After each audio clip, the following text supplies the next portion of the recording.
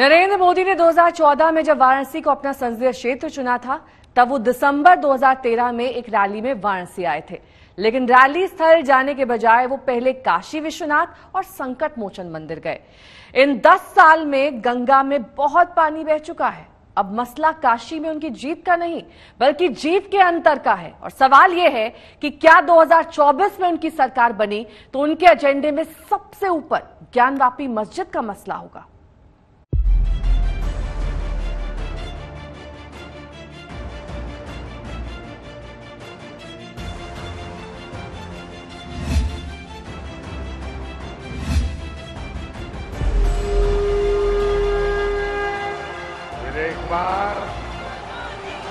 फिर एक बार अब की बार 400 पार।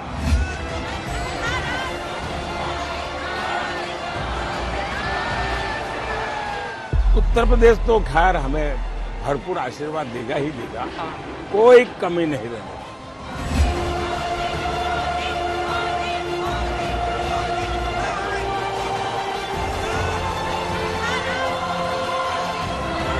उत्तर प्रदेश की जनता ये परिवारवाद को स्वीकार नहीं कर सकती।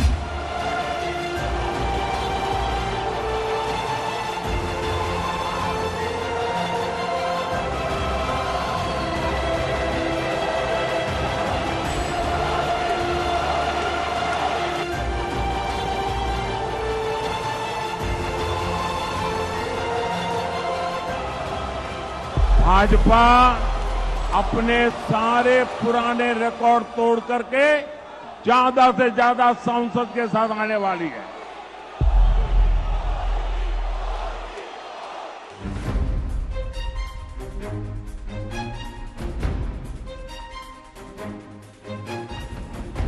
नरेंद्र मोदी की कहानी में बनारस कोई अनजान शहर नहीं है, वो अब काशी के वासी ही है।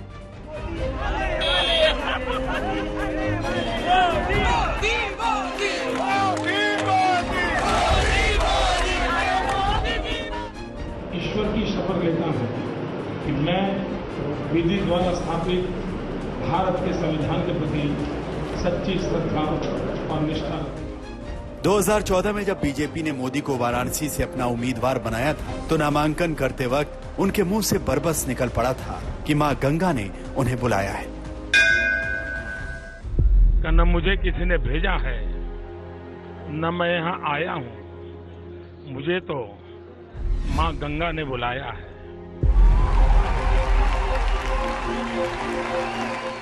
नरेंद्र मोदी अब कहते हैं कि वो 10 साल में बनारस की रंग में इतना डूब चुके हैं कि उन्हें लगता है कि मां गंगा ने उन्हें गोद ले लिया है।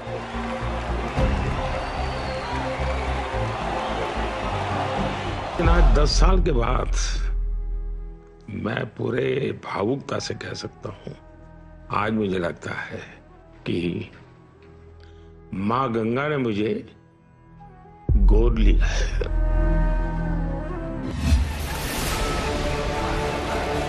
बनारस शहर की अपनी अलग तासीर है और यहाँ के लोगों का प्यार पाने के लिए उनके जैसा बनना पड़ता है। नरेंद्र मोदी इस बात को बखूबी जानते हैं और इसीलिए वो बनारस आते ही बनारस के लोगों का दिल जीतने लग जाते हैं। प्रधानमंत्री बनने के फौरन बाद उन्होंने जयापुर गांव गोद लिया था, तो गांव की प्रधान का माइक ठीक करते हुए लोगों का दिल जीत लिया था।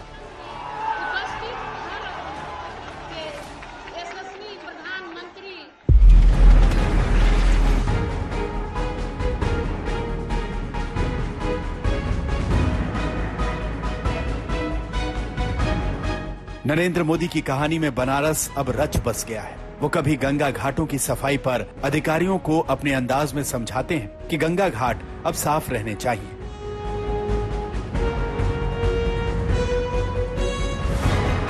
कभी पप्पू की अड़ी पर चाय पीने पहुंच जाते हैं और एक नहीं कई चाय पीते हैं।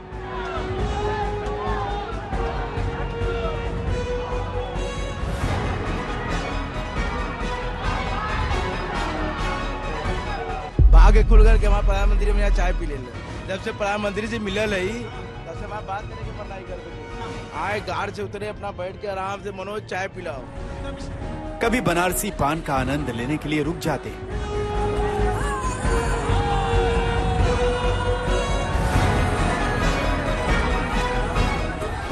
थोड़ी है गरीब आदमी के दुकान में पान खाए।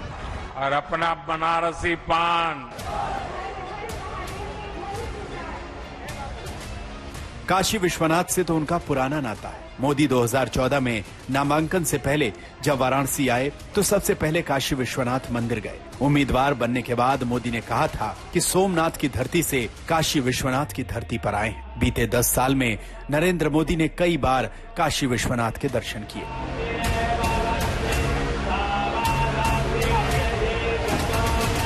सबसे बड़ी बात ये कि उन्होंने काशी विश्वनाथ मंदिर में कॉरिडोर के निर्माण की ऐसी योजना को अमली जामा पहनाया जिसके बारे में सोचना लगभग नामुमकिन था।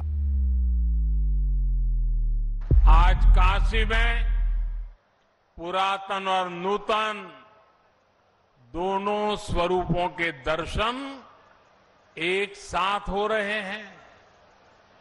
मुझे देश विदेश में मिलने वाले लोग बताते हैं कि वो किस तरह विश्वनाथ धाम के पुनर्निर्माण से मंत्रमुग्ध है। प्रधानमंत्री के रूप में नरेंद्र मोदी बीते 10 साल में 45 से ज्यादा बार वाराणसी आए हैं और यहाँ वो अलग अलग कार्यक्रमों में हिस्सा लेते दिखे और इस दौरान वो जितने सहज दिखते हैं वो कई बार अपनी धुन में रहने वाले बनारसियों को भी चौंका देता है।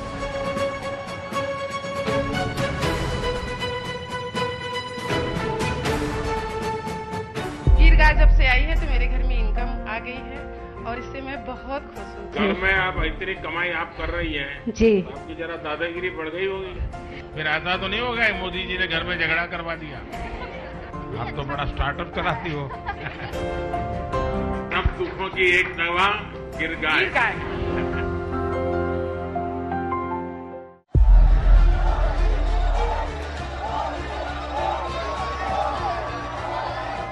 नरेंद्र मोदी ने वडोदरा को छोड़कर वाराणसी को अपना संसदीय क्षेत्र बनाया। उस वक्त इस बात के कई प्रतीकात्मक संदेश थे। नरेंद्र मोदी महादेव की पुरातन नगरी का प्रतिनिधित्व करके हिंदुत्व का तार छेड़े रखना चाहते थे। साथ ही यूपी के पूर्वांचल में एक बड़े शहर का सांसद बन उत्तर प्रदेश के लोगों से नया संपर्क बनाना चाहते थे। फिर काशी बिहार के भी नजदीक है, लेकिन सियासी जरूरतों से इतर नरेंद्र मोदी ने काशी को इसलिए चुना ताकि वो वहाँ विकास की नई गंगा बहा सके। बिना प्राचीनता को में हस्तक्षेप किए बनारस का श्रृंगार जरूरी है और उन्होंने बनारस का श्रृंगार किया है। मुझे याद है कि जब नरेंद्र मोदी जी की नामांकन की रैली चल रही थी उस समय जब मोदी जी बनारस से गुजर रहे थे तो उन्होंने ऊपर तारों का जंजाल देखा। मोदी ने पूछा कि तारों का जंजाल कैसा है, तो लोगों ने बताया कि इसी से बिजली आती है, लोग तार खिंचवाते रहते हैं, खींचते रहते हैं, हो जाता है। तो उन्होंने सबसे पहला काम जो बनारस में किया है वो काशी की सड़कों से तारों का जंजाल हटाया। बनारस आने वाले ये लोग अपने साथ बनारस के हर परिवार के लिए आय के साधन ला रहे हैं। यहां आने वाले पर्यटक रोजगार के, स्वरोजगार के नए अवसर बना रहे हैं।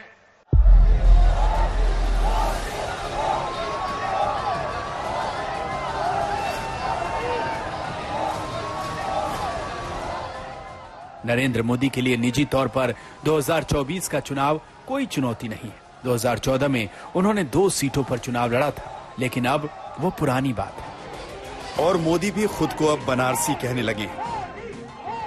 1 जून की वोटिंग से पहले पीएम मोदी ने काशी के प्रबुद्ध और पद्मश्री से नवाजे कई लोगों को एक चिट्ठी लिखी। इस चिट्ठी में वोटिंग की अपील के अलावा उन्होंने ये भी कहा है कि काशी वासियों के प्यार ने मुझे बनारसी बना दिया है। मैं यहाँ पर प्रधानमंत्री मोदी जी का पत्र जो काशी वासियों के लिए लिखा गया है उसको बांटने की जिम्मेदारी मुझे मिली है, जिसको मैं पिछले लगभग 15 दिनों से करने की कोशिश कर रहा हूँ। –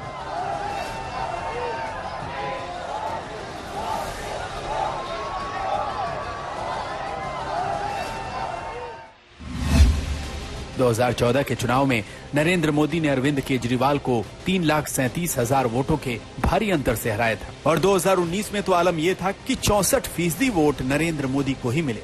समाजवादी पार्टी की शालिनी यादव को 18% और कांग्रेस के अजय राय को 14% वोट मिले थे। इस बार समाजवादी पार्टी और कांग्रेस साथ में है, लेकिन वोट शेयर के लिहाज से दोनों दल मोदी को टक्कर नहीं देते दिखते। चर्चाओं पर विराम लगाइए, मोदी के अलावा कोई नहीं है, बाकी जो है सब जमानत जब्ती की तरफ बढ़ रहे हैं। अरे अब बनारस में चुनाव ही नहीं है, बनारस में एक तरफा चुनाव है, केवल मोदी और कोई नहीं है। मैं कहना चाहूंगा पूरे विपक्ष से, दम मारो दम, मिट जाए गम, सुबह और सारे। वाराणसी से रोशन जायसवाल के साथ आज तक ब्यूरो। प्रधानमंत्री नरेंद्र मोदी बनारस में क्या रिकॉर्ड वोटों से तीसरी बार जीतेंगे? इस सवाल का जवाब तो 4 जून को मिलेगा, लेकिन काशी में मोदी के सामने ताल ठोकने इस बार कई उम्मीदवार उतरे हैं। इन उम्मीदवारों की अपनी कहानी भी मजेदार है। वैसे क्या आप यकीन करेंगे कि एक जमाने में काशी ने ऐसा सांसद भी देखा जो सिर्फ 1 रुपए सैलरी लेकर काम करता था और दिन भर रिक्शे पर घूमकर जनता के दुख दर्द जाना करता था।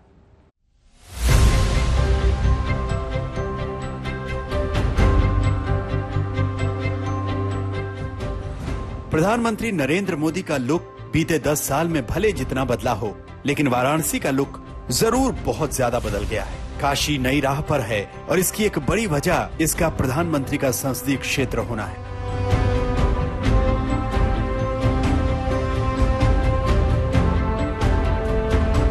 वाराणसी अब हाई प्रोफाइल सीट है और इस बार भी प्रधानमंत्री के मुकाबले खड़े होकर कई उम्मीदवार सुर्खियां पाना चाहते थे और इस वजह से मोदी के अलावा 40 और लोगों ने पर्चे दाखिल किए थे, जिसमें वैद्य, हकीम से लेकर पीएचडी छात्र और स्टैंड अप कॉमेडियन तक सब शामिल थे।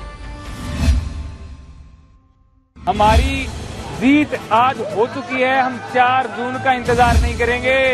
जितना हम लड़े हैं हमारी जीत हो चुकी है। उनकी जमानत जब्त कराऊंगा मैं, अल्लाह अल्लाह के रसूल ने चाहा इसी जगह पर। नहीं, मैं मोदी जी के माननीय प्रधानमंत्री सांसद जी के खिलाफ चुनाव नहीं लड़ रहा हूँ। वो तो एक महान पुरुष है। मोदी जी की वजह से तो नहीं बना रहा? नहीं, मोदी की वजह से क्यों? मोदी तो पूरे देश के राजा हैं, जा समझ। उनके खिलाफ आप चुनाव भी लड़ रहे हैं? और नहीं, खिलाफ किसी के नहीं लड़ रहे। चुनाव लोकतंत्र का अधिकार है। और मैं बनारस का हूँ, अगर बनारस की जनता इस नाम पे मुझे समर्थन करती है तो मैं वादा करता हूँ कि डॉक्टर हेमंत बनारस को बदल देगा।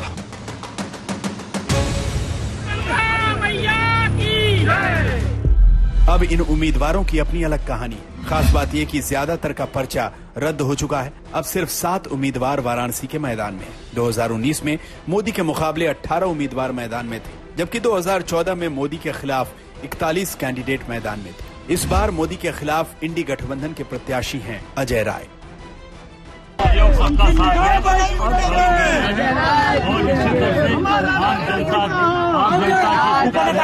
आम जनता का समर्थन है, लोग प्यार दे रहे हैं, लोग समर्थन दे रहे हैं।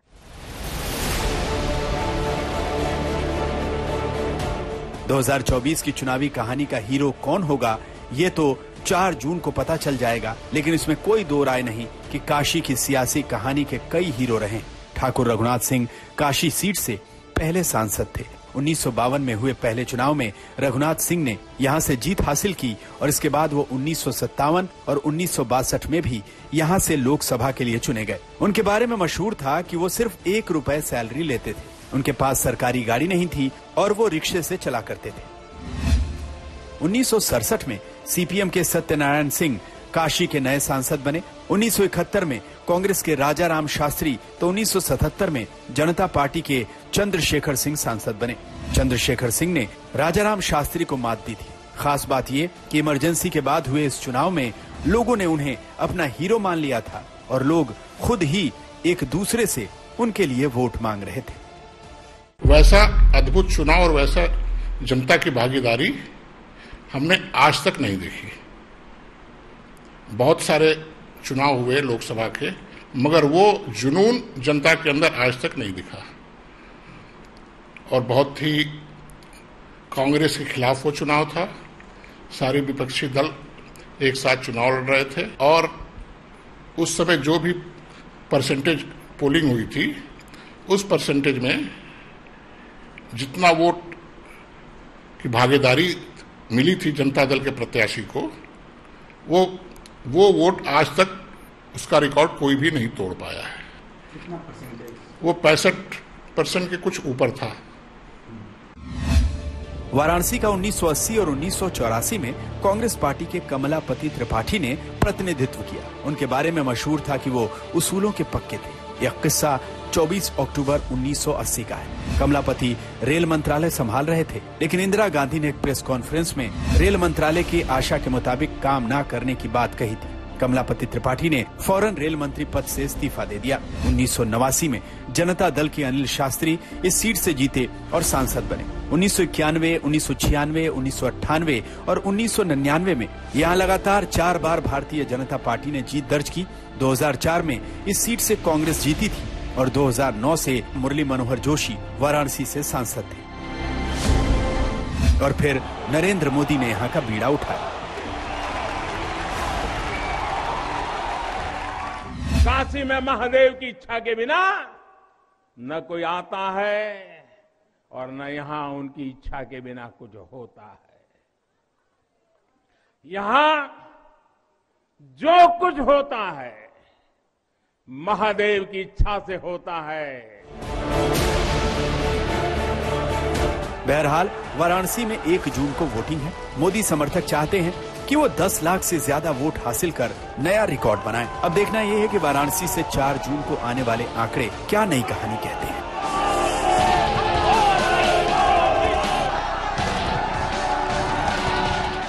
आज तक ब्यूरो।